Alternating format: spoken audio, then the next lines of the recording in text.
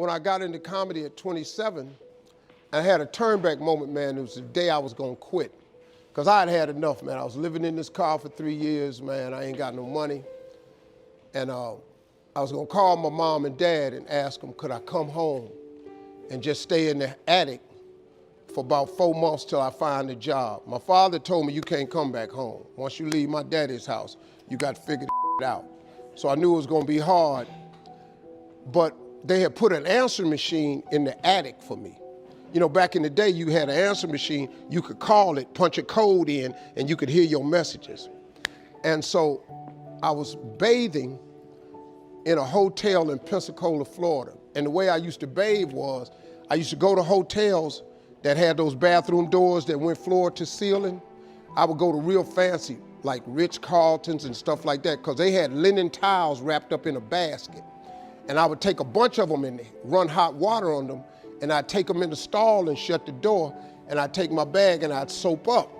Then I would wait till the coast was clear, and I'd run out and get a bunch of more rags and soak them up and come out and wipe it off. Then I'd stand there and dry, put my clothes back on, that's how I bathed.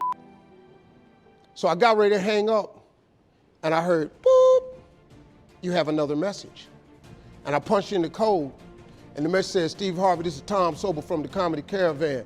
I don't know where you are now, but I have a gig available for you in Jacksonville, Florida, to pay you $150 Friday night. If you can make the gig, let me know. I'm in Pensacola. So I called Tom Sobel. He sends me to this gig to make $150. I go the next night, I make the $150, but I was so funny, the club owner said, if you stay the next night, I'll pay you another $150. I got $300. I called Chuck Sutton back at the Apollo and said, hey man, I just got this message. If you still got room for me in New York, I'll do it. He said, yeah, come on.